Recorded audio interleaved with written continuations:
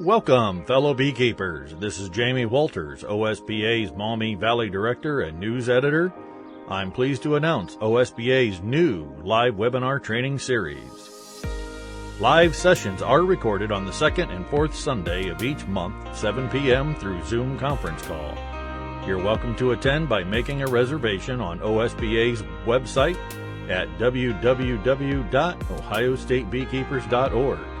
Go to the events page and scroll down to the event you would like to attend. Confirm your RSVP by filling out the registration form with your city, state, name, and email address. Approximately 2 hours before the beginning of Sunday's webinar, an active Zoom link will be sent to your email address. Each training session will be recorded and posted on the following Sunday on OSBA's new YouTube channel. You can find it at Ohio State Beekeepers Association.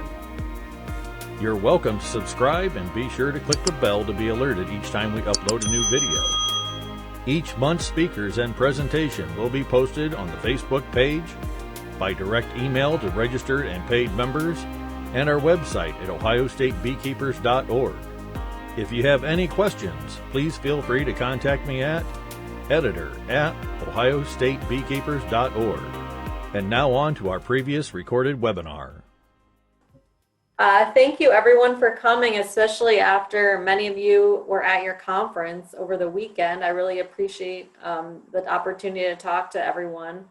As Jamie mentioned, I study urban vacant lots as a habitat, not just for bees, but for all sorts of different insect wildlife. Before someone asks, I know this is a hoverfly, I just really like the picture, but we're gonna be talking about bees today and the value of vacant lots for urban wild bees.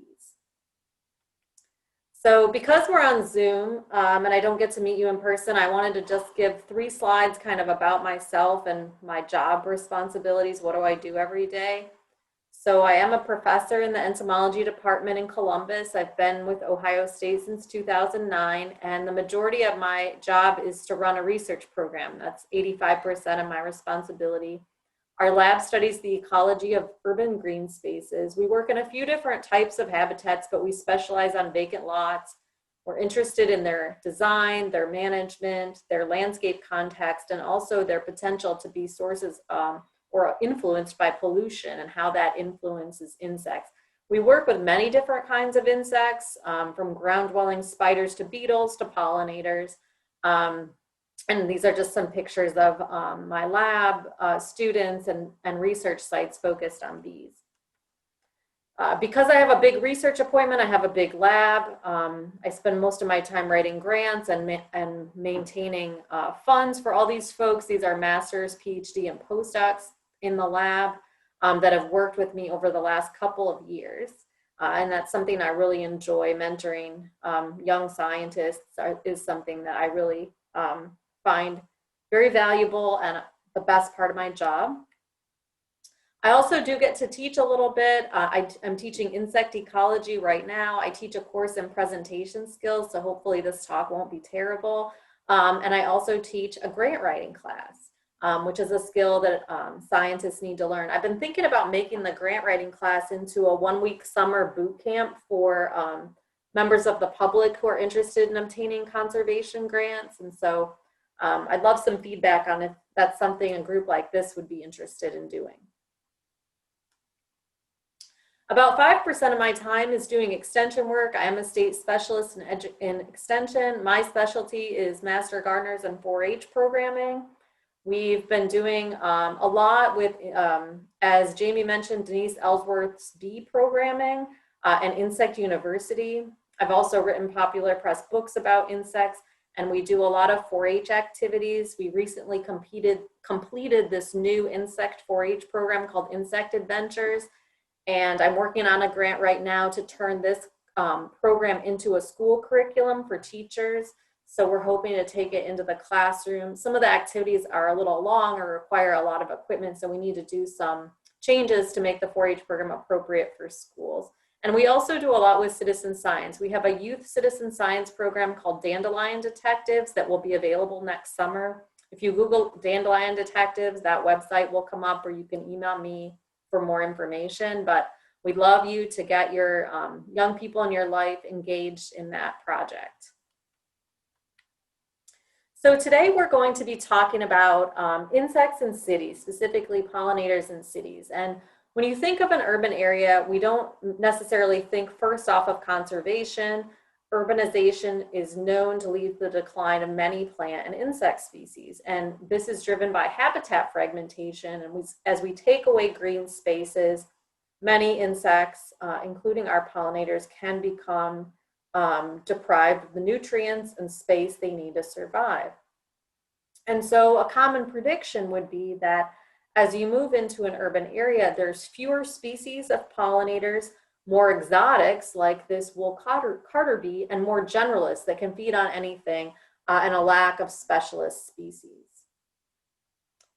But bees don't really like to follow the predictions of ecologists. So unlike many animals that you see reduce in species richness as you move from areas outside of cities into urban areas, bees are found often at the same or even a greater richness within an urban area than in the surrounding landscape. Just about the same amount of times as they're found to be less abundant or diverse in cities. And we think, this is because people have oversimplified what it means to be an urban area. There's many factors that are going to influence the habitat quality of a city for bees. The biological, social, economic, political, and cultural conditions of an urban environment will shape its green spaces, how they're cared for, how they're managed, pesticides are used, how big they are, what types of green space people have in their yards, etc. All of that will influence the value of a city for bees. And I've been focusing thus far my career on focusing on shrinking cities, which are areas which have experienced protracted economic decline and population loss. There are about 450 cities worldwide that have experienced significant population decline, one of which is the city of Cleveland, Ohio. Most of you probably know Cleveland here in Northeast Ohio. Cleveland was once the 5th largest city in the United States. It's lost 50% of its peak population that it reached in 1950. And across downtown Cleveland, we see many neighborhoods where a high percentage of families make less than the poverty line. So across all inner city neighborhoods, an average of 36% of families are living on less than $23,000 a year for a family of 4. This is an area that faces many challenges, including home foreclosure. And so as you drive around many of the neighborhoods that we work, you see houses that have been condemned like this one, where people have had to move out. So one of the things that's happening across Cleveland is a rise in vacancy as the population declines. So Cleveland currently has about 30,000 vacant lots or 2,000 hectares of vacant land. And in this map cutout, the city outline of Cleveland is in gray, and all of these red areas are vacant lots. And that's blown up here to show that, especially on the east side, this vacancy is pretty dramatic. And many people feel that a lot of this vacant space is permanently vacated with little chance of redevelopment. And so because of this, there's been a major shift in green space distribution, where we have a lot more open green area in the city now than it would have had back in the 1950s when it had a population over 900,000. And so as you drive around Cleveland neighborhoods, these are some pictures that I've taken from some of our research, near our research sites. You see a lot of standing foreclosure awaiting teardown. And what happens to these homes is the properties, once foreclosed, if the bank cannot recoup costs on them, they eventually are transferred to the City of Cleveland Land Bank. The City of Cleveland Land Bank demolishes the structure, grades the site, and seeds it with fescue grass. And what comes up is a community of early successional plants that's often referred to as urban spontaneous vegetation. And this urban spontaneous vegetation is mown monthly throughout the growing season. And so here are some pictures of these habitats. And to beekeepers, this is going to look different than it does to the general public. You start to notice that there's some floral resources here, some nesting habitat in trees, as well as in the soil and even in buildings for cavity nesting species. And in some cases, these are individual lots, but in others, such as in this lower picture, here, All of these are driveways going in. So here is an entire block that's been vacated. So the patch size of these vacant lots can vary. They're mowed once a month, as I said. So here's kind of the same site, just showing you what that looks like. So here is once the site was mowed, and then on the right, the site right before it's about to be mowed again. So in between, the urban spontaneous vegetation gets quite tall and has a lot of blooming flowers within it. And that's important because around the vacant lots, we see a lot of houses where people don't have a lot of money to invest in landscaping. And so most of the landscaping is turf grass. And so there are not a lot of bee resources within the intact residential areas of these neighborhoods. And so over the course of several years, the major question that we've had about these sites is, are vacant lots valuable bee habitat? And we've answered this in many ways, and I'm going to focus on three things tonight. First, does the design of the lots matter in terms of plant community? Second, should we be concerned of contamination? And third, how do people feel about it? Because of course, we're doing this research in communities with neighbors, and it's important to consider what they need and want out of a site as well. So much of this research was part of a large-scale field experiment. Sorry, I'm moving the pictures out of the way. It was part of a large-scale field experiment that I did with funding from the National Science Foundation. I established the project in 2014, and at that time, I leased 40 vacant lots from the city of Cleveland for 5 years. And across these sites, we established a network of habitat treatments that ranged from existing urban spontaneous vegetation that was under different mowing strategies to seeding vacant lots with native wildflowers. And I called the project the Cleveland Pocket Prairie Project. And you can see our sign here. This was our little fence across the front. We also included a mulch border, and then these were all single vacant lots. So here is our network of sites that we had in the study. The city of Cleveland is outlined in green, and you can see this was a very extensive project with sites all across the city. Each shape is one vacant lot. We had 5 different habitat treatments. This was our control vacant lot, so this was managed just like the city manages the lots. They mow once a month. Then we also had a non-native grass lawn that was supposed to be weed resistant. We had a non-native flowering lawn that was supposed to have flowers but be low growing. And then we had 2 native treatments, a native grass habitat and a native pocket prairie habitat that had wildflowers in it. We established and the seeded treatments in the fall of 2014. In 2015, not a single wildflower bloomed, which if you've grown native plants, you know that this happens. This is when I started to get very panicked. What if they don't come up? What if this is a disaster? But by 2017, we had a lot of blooming wildflowers. So here's the same site over time.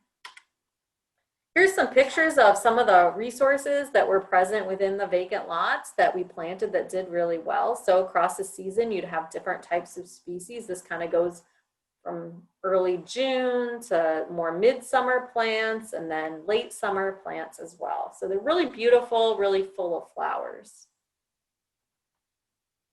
And here's just these sites kind of with a more wide shot. So in the early spring here, you would see a lot of growth, but not a lot of flowers. And then midsummer would have a lot of color, and late summer color, but also dry down.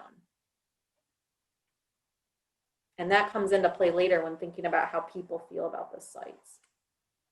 So within these sites, we looked at a lot of different features of bee communities, their abundance, the number of species, who was nesting there, and also their reproductive success. And using pan traps, the first thing I want to show is that we were able to document 107 different species of bees, wild bees, using these lots. And that's about 20% of our known fauna. Also very surprising, nearly all of them were native species, 98%.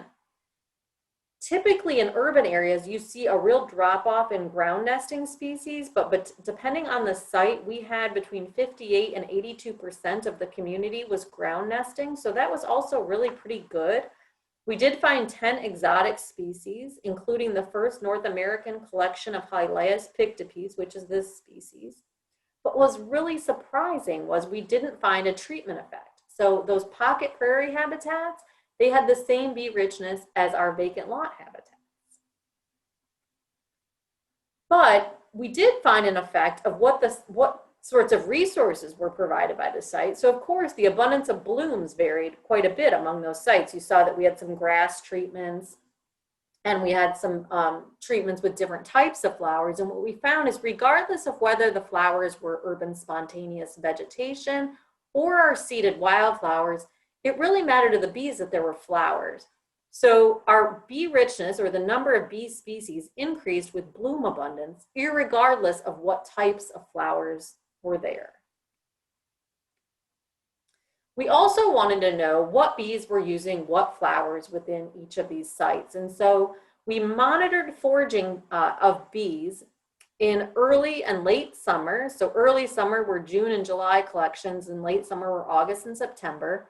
And what we did was we stood and watched a 1 meter patch of blooming flowers of every species blooming. So here I'm monitoring goldenrod. And I've got this bee vacuum, and every time a bee lands on the goldenrod, I suck it up in the bee vacuum. And I've got my cell phone here and I'm recording myself. We did this for 4 minutes per plant species. And when you get data like this, you can make these really fun food webs. And so first I want to give some overall information about this. We were able to collect over 1,700 bees from 76 different plant species. Or I'm sorry, from 76 different bee species and 52 different plants. And so there was quite a diversity of different plants blooming in both the vacant lots and the pocket prairies. This was just done in those, in 2 of the treatments, our vacant lot treatment and our flowering pocket prairie. So quite a few different plants. Now this first food web is our vacant lot. A is early summer and C is late summer. Here on this side of the figure, you see different bee species. So here's Apis mellifera, the honeybee, Bumble Bees, megachilids, other bees. So the width of these bars here is indicating the number of observations we made of that type of bee. And then on this other side are flowers, and it's showing you how many times bees visited that particular flower.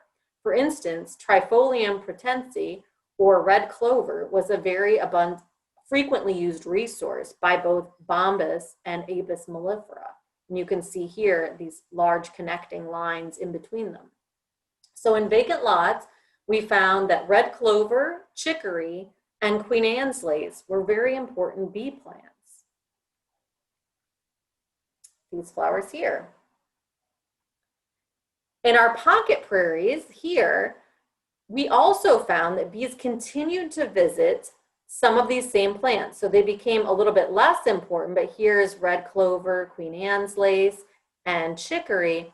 We did find some visitation to the seeded natives in both early and late summer. Now I will say that this was done before we had peak bloom of our plants. So this picture I actually included because it shows pocket prairies did have weedy species growing with the natives. But these data are from before we had a lot of bloom of natives. We did repeat this whole study last summer, which was the last year of our project. Unfortunately, because of COVID, I don't have the data yet, but we want to see whether we continue to see bees preferentially visiting the weeds or whether we see more visitation of the natives. We also wanted to know how establishing these different habitats influenced bee reproductive success. So we put cavity trap nests in vacant lots and pocket prairies across our study network. They were filled with straws. The bees could nest in the straws. And then once a month, we collected the straws and took x-rays of them. So here you see an x-ray of the straw. These solid things are pollen balls, and then you can see the bee larvae developing in the straws. We then allowed these bees to emerge and determined out of the total number of larvae, how many adults we were able to get out of the straws. We collected 17 bees species and wasp species from these trap nests. the most abundant of which was this exotic Osmia ceruleans, but we also had several native species. We found no difference in the total number of larvae or native larvae abundance. Well, let me just back up here. We didn't find in the straws when we x-rayed them a difference between the number of total larvae, bee and wasps, or the number of native larvae that were in the straws. We did find that the landscape around the sites influenced what bees and wasp abundance looked like in these straws, and we found more bees and wasps when the landscape had a lot of green space within it. We also did find a difference between the number of larvae that were produced by the females that laid them and the number of adults that successfully emerged. We found that the number of adults that successfully emerged from straws was slightly higher in the pocket prairie and also the grass lawn treatments versus these other treatments. So there were some differences in reproductive success across these different green spaces, even though bees' abundance and activity was the same. So from our findings, some of our key take-homes are that bloom abundance promotes bee richness, but both native and weedy plants are important. And native plants did seem to have some effect on native bee reproductive success. So these vacant lots where we're planting all these different habitats are within neighborhoods where there's really no longer much industrial activity. It's mostly housing, some shopping centers, things like that.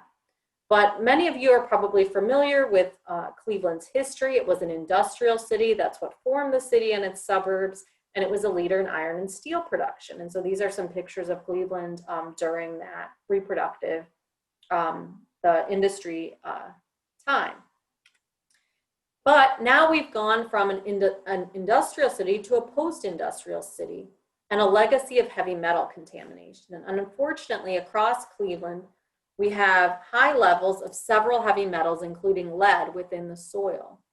And this contamination is widespread, and so it can be difficult to predict what sites might be contaminated or not. This is a major human health risk. Over 10,000 Cleveland youth have an elevated blood lead level. It also could have conservation consequences because arthropods, which are contaminated with heavy metals, can have differential survival, reproductive success, behavioral changes, and have impacts to their physiological processes. And so as we're creating these pocket prairies, a few years in, I really began thinking, we really need to assess whether or not we're exposing bees to contaminants. And if so, what do we do about that? So the first thing we did was we just wanted to see, are bees picking up these contaminants in cities versus rural places? This was a project we did with homeowners. Here's the city of Cleveland in this highlight, dark shaded area, Cuyahoga County in the light shaded area and the surrounding region. And at that time I was working in Worcester out of our Worcester Research Center, and we set up with homeowners people who were willing to let us put these bumblebee boxes from copper in their backyard. And each pie chart is where we put a box. And the white area is agriculture, the gray is natural habitat, and the black is impervious surface. Or I'm sorry, the white is natural habitat like grass. It could be turf grass, but any permeable surface. The black is impervious like pavement. And the gray shaded is agriculture, which can also be a source of heavy metals. So you can see in the city, we had mostly impervious with some pervious surfaces.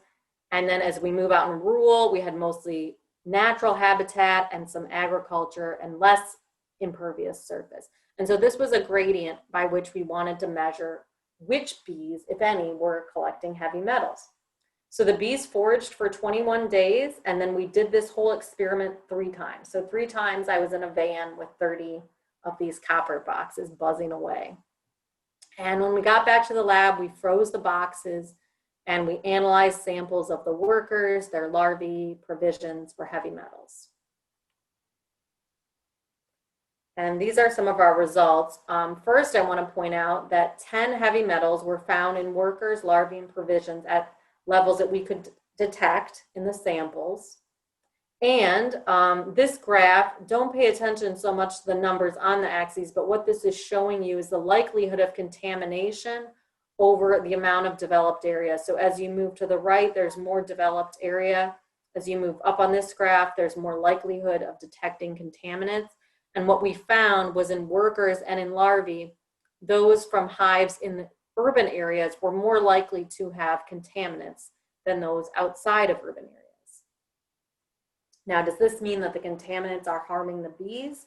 Not necessarily. They may not have any effect. We're just detecting the contaminants. So we also wanted to know, well, what about reproduction in the hives? And unfortunately, we found that the number of larvae produced declined as developed land increases. So urban colonies were not only more likely to be contaminated, they also were more likely to have fewer larvae. So does this mean that heavy metals reduce their reproductive success? My student, Sarah Scott, wanted to really nail down this as a mechanism.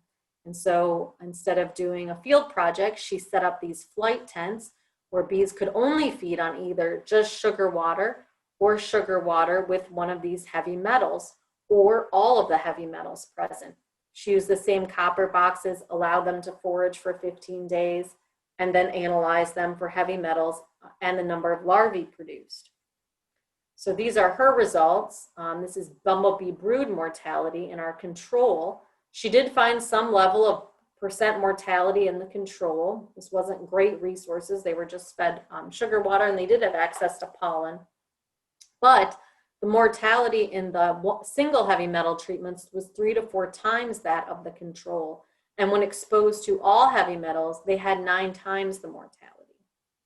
And people ask me, well, what did you do? Give them super hot nectar with, 50-50 lead? No, these were unfortunately the field relevant concentrations we found in the provisions of the bees we collected from Cleveland.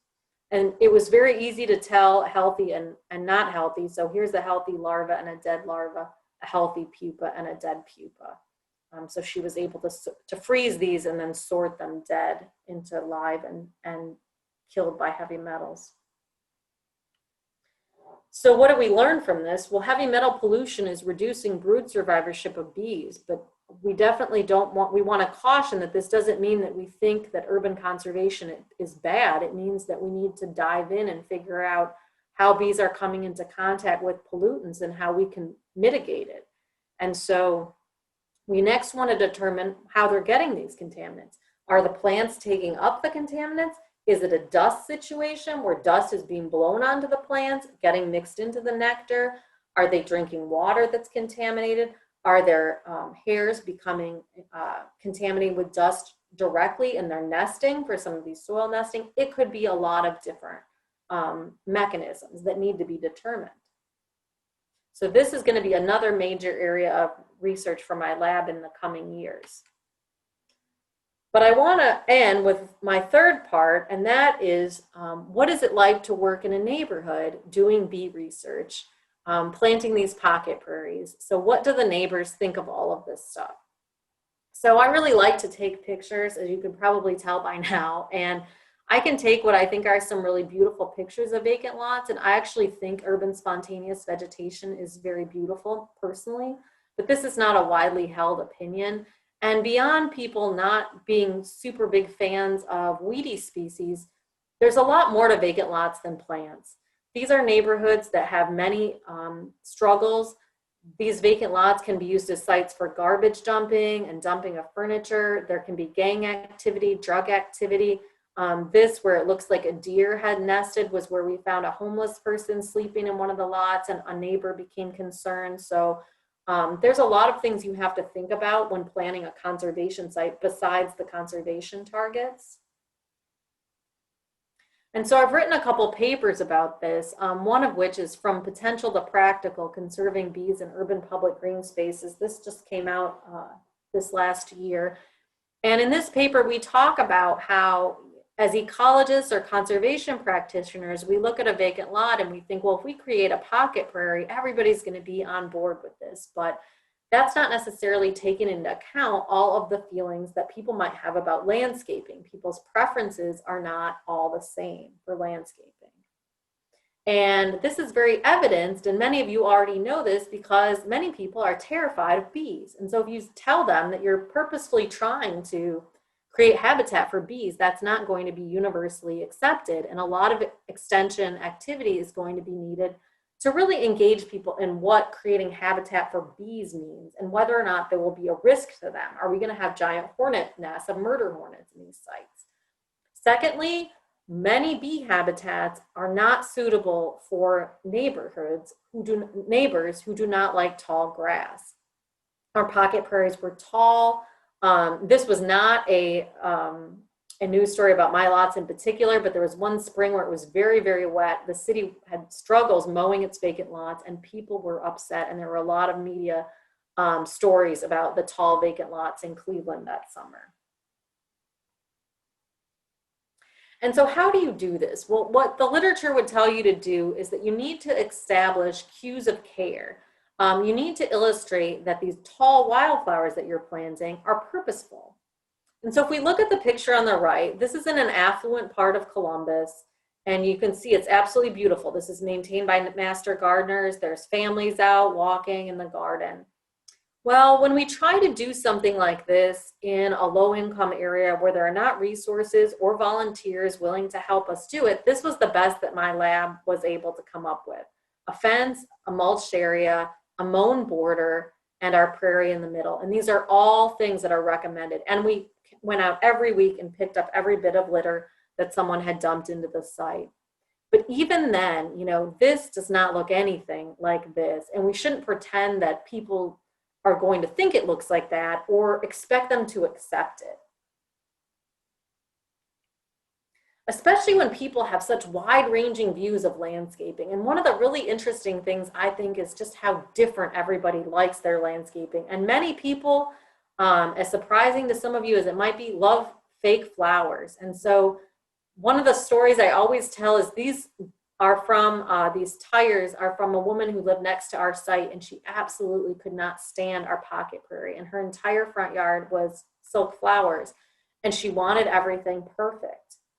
And if that's your aesthetic, it's really going to be a struggle to get there with the cues to care to get a pocket prairie to look like silk flowers. And so this is something we need to be considering before we put in a planting. How can we do this where we get everybody on board and we make it, you know, as appealing to the widest range of people as we possibly can? Because the bees don't really care if the flowers are in rows or if the flowers are seeded naturally. So that's our cues to care of aesthetics. The other thing that we would struggle with is people would see one non-native weed, so this one Queen Anne's lace, and call us and tell us we needed to come in and remove the weeds from the planting. They did not view the weeds as something that should be there, and people did not like them. Another problem we had is early in the season when the prairie was not blooming, people would call and ask us to mow down our field. People did not connect that it became a pocket prairie later in the season. Another major cost when doing something like this is constant cleanup. So there's a lot of dumping activity of tires, of debris like mattresses. This is garbage just from like a weekly collection. We also did annual dump truck trips because in winter, when there's a lot of snow in Cleveland, there'd be mattresses and furniture dumped in the sites. We also had a lot of problems with vandalism, especially signs. Signs took a beating. You have to have a lot of signs, and it's going to make the site look really terrible if something like this is in front of it. So we constantly had to be replacing. And we also lost a lot of data. People would take or disrupt sampling equipment. This is one of our cavity nesting sampling traps. And so frequent checking and replacement of those was also necessary. The other thing that really surprised me is it was really hard to get help to do any of this from contractors. My first year of doing this, I thought, well, instead of us mowing these lots, I'm going to hire a professional company. They're going to do this really great job and edge and sweep the sidewalk and everything. No, they did a terrible job. If you institute cues of care unevenly, for instance, it's not a cue of care. In this particular site, the people mowed the middle for some reason. Instead of here's the fence, it should be mowed, across here. We just had constant problems to the point that I bought my own mowing equipment and started doing it myself, and then it looked nice. And so I'd highly advise people, if you're going to go into something like this, to invest in equipment. And finally, the biggest challenge that we faced was perceived fear, because this is something that you really can't deal with very easily. So here's a site on the corner. There's a bus stop by this yellow sign. And we had a woman contact us because she was afraid that someone was hiding in this site. And when she would go to the bus stop, they would come out and attack her. And a couple weeks before I got that email, this is my student, Denisha, who's like 5'6", and we did a field day for kids in the same lot. And these are kids, he's maybe 13, his little sisters. You can see they're well above the vegetation, even the children. But if someone thinks there's someone hiding, it really doesn't matter if it's possible for them to hide or not. It's what they think, and we had to mow the site because you just can't, it's very hard to overcome something like that in a neighborhood where people are attacked, and there is horrible shootings and other incidents that do occur. And so her feelings were real, and we had to deal with them right away. So my take-home point here is not that doing urban conservation is something you shouldn't engage in, but that there's a lot of different ways to establish these plants. There's a lot of different places to put them. And there's lots of different flowering plants that are attractive to bees. And I think it's really exciting that bees utilize our urban spontaneous vegetation because those plants are freely available. It means anyone with those plants on their property can engage in conservation in a meaningful way without having a lot of money to invest in other plants. And I really think as scientists and practitioners that we should be promoting that and be more inclusive in our messaging so that people don't think that they have to have a ton of money and native plants to have some conservation contribution. And also when doing something really different like this, planting native plants that people haven't really seen, they're not familiar with it, you need to bring in community members from day one and plan the site together so that everyone has expectations of what it's going to take care of it, what it's going to look like, what some of the challenges might be, so the community is completely engaged in that activity. If that's true, then you can have sustained conservation benefits over time. If it's not, your actions are going to be short-lived because the community is not going to accept the site. And when a project is done or funding runs short, it's going to be hard to get someone to come in and take that project over. So those are some of the lessons I've learned during urban conservation in Cleveland. I want to thank you for the invitation to tell you about it today. I want to thank the Cleveland residents that have worked with us for so many years. All our summer students, we always have a gang of young people that help us collect all the data, our research partners, and of course, all the funding that provides the resources we need to do this work. And thank you very much. I'm happy to take some questions. All right, Mrs. Gardner. It says there's a question, who owns these lots? Who owns the lots? The lots are owned by the City of Cleveland Land Bank, and we leased the lots for this project. All right, and from Dwight, do you have an increase of mosquitoes with any of these locations, or did the city spray and did that impact other species? Good question, Dwight. We actually measured that because one of the early complaints we got from neighbors was that we were bringing in all kinds of mosquitoes with our wildflowers. We did not find, we measured mosquitoes using two different kinds of traps, oviposition traps and light traps, and we did not find a difference in mosquitoes based on habitat type. But the city does not spray. We asked the city for records. They only, we were the only people monitoring mosquitoes the years that I did that monitoring in inner city Cleveland. The only spraying that was going on was happening in suburban communities. All right. And what sort of tillage, what sort of tillage methods were used to establish your plants? In the pocket prairies, we hired Ohio Prairie Nursery to establish our plantings, which was awesome. They were great to work with. They tilled the sites with equipment. They removed the existing vegetation and seeded. I don't know the depth that they tilled. They seeded, when you seed these native wildflowers, you broadcast them right on the soil surface. So they added some micronutrients and compost and broadcast seeded the sites. I don't know how deep they tilled, but the sites were tilled. We had incredible weed pressure, and the first year we mowed every month to allow our natives to establish rosettes and try to keep some of the weed seed bank down. And then in subsequent years, we mowed in October. We obviously couldn't burn. That would have been a real public relations disaster. So that's how we manage the sites. All right, a question from Roger. Have you ever studied industrial sites? I haven't. These were all residential sites. I'd like to, we just haven't had the opportunity to. All right, one from Jeff. Did you evaluate any increase in bees, such as straw-filled traps? And what is the pan traps?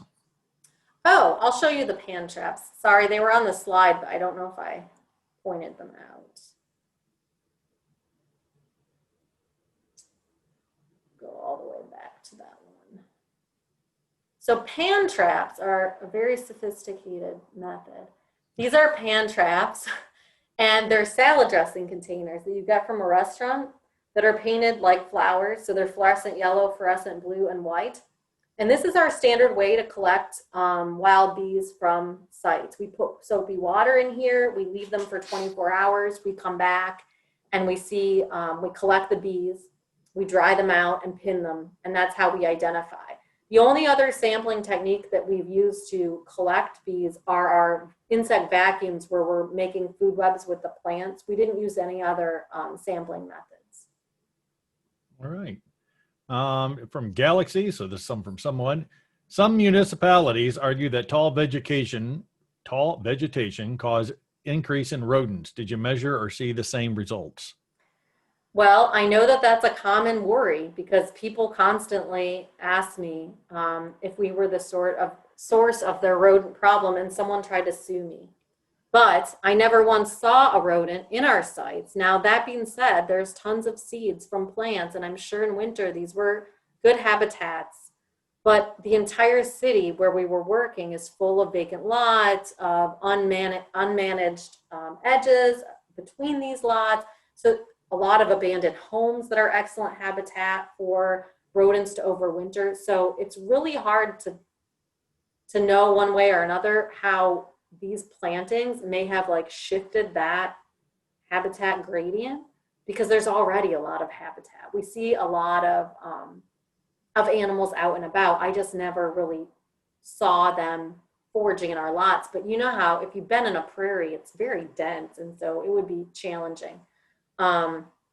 We never sampled specifically for them. All right, I have a two-part question from Peggy.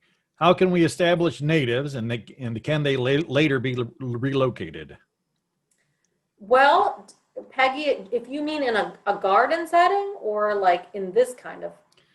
I'm going to guess that she, and Peggy, if you want to type that in, probably establishing them in a garden and then relocating them to a prairie, or vice versa. Okay, so the great thing is you can get native plants now in almost any nursery. Will sell native plants. And so even I've noticed that over the last 5 years, tremendous growth in the species that you can find, and the availability, and the cost has gone down quite a bit too. I bought a bunch at Oakland Nursery this fall, or not really fall, but like August, when they have their fire sale and get rid of stuff because it's hot. I got a ton for a couple dollars of little 4-inch pots for my own yard. And so, you know, you can set up a native plant garden without a huge investment and without driving all over Ohio looking for plants these days. I'm not a great gardener, despite the name and position. And I often put stuff in the wrong location, only to find out that full sun doesn't necessarily mean the type of measurement that I thought, you know, it was. And so I've moved stuff a lot, Peggy, from one place to another, and I've had a lot of success moving native plants. The one thing that you need to be aware of is that they do have a pretty deep roots. And so if you go to dig one out and move it to a new location, you want to dig deeper than you would maybe move some perennials. but I've never had something die. They're pretty hardy. It's pretty hard to kill them. So I've moved them around a lot. All right. And the second part of her question is, where can you get a short seed mix for more fussy neighbors? So there isn't one if you want native plants. But actually the grant that I was complaining about when people were coming on the call that I've been working on day and night is a grant using native vars or native cultivars. So for instance, people that are familiar with Joe Pye weed know that Joe Pye weed is huge, right? It's a beautiful plant, but it's probably 4.5 feet tall on the low end to maybe 8 feet in some case. I mean, it can be humongous. There are cultivars of Joe Pye weed that are 1.5 feet that you can purchase.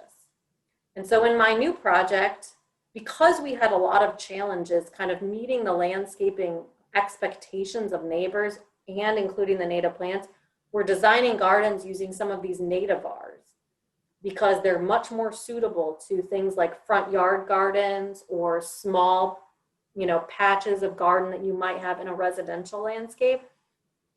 And I don't have this finished yet, but if you have me come back in a year or so, we're planning to I've been working with a group of amazing master gardeners who are just some of the most brilliant people when it comes to, they know everything about plants. We're making a list of 100 and some nativars that would be good for people to use in gardens for bees. And we're putting things in this handout like how much does it spread, how tall is it, what color flower, what kind of sun, what kind of winter interest. It's a huge spreadsheet, but what I have to figure out is I want to make it into more of like a nice book with, so that we can distribute it. Right now it's just an Excel file, all this data. So that's something that I have become really passionate about after going through this project, like trying to come to terms with what people want and what bees want and not shoving things down people's throats, but then also not planting gardens with plants that have no pollen and nectar. I mean, we can do this. It's not that challenging. We can find things that are beautiful that also provide resources. And I don't think that those things have to be the strict native varieties for the types of bees we find in cities. And for my own question on that, is there any chance we could work with Denise on doing that on the phenology chart? Well, Denise is my partner on that project. Oh. Her and I are, after I finished this big grant, she is the one that hooked me up with the team that's been working on the preliminary list. And we're going to submit a grant to make some materials and set up some example gardens using these plants. So it would sort of be like the phenology network, but they would be bee gardens. So if county extension offices are interested in this, they should reach out to me so that we can, include them in our plans. I think right now we're going to definitely have one in Columbus and in Worcester and maybe in Stark County, but we're not sure yet. So we would need, once we know, who's interested, we want to have a series of these. And then the idea would be that people would have our printed materials and they could walk through the sites and see all the plants there and decide how they would like to set up their own garden. All right, and a question, did you use any plants that are specific to use to remove HM from the contaminated soil? We did not. I wasn't even thinking about heavy metals when I set up this project. So this was not a phytoremediation project. That is something that people have tried to do. You can do that. We're actually looking into doing something else. We're looking into soil amendments that you can add to bind up metals and make them less likely to move through food webs with a soil group here at OSU. And so that's a project. I have to pot up a bunch of red clover after Thanksgiving to grow it in these different amendments in the greenhouse. And congratulations, Carrie. She says she's working on something like that in Fairfield County. Oh, has some green spaces and opportunity to create bee gardens. Congratulations. Awesome. And I want to thank you. So I'm going to pencil you in for 2021. Yep, I'm ready. I'm going to talk about my nativars next year, me and Denise. I will more than welcome be ready to listen to that. Cool. But thank you very much. There's no more questions. So thank you, Dr. Gardiner, for your time this evening and everybody for participating.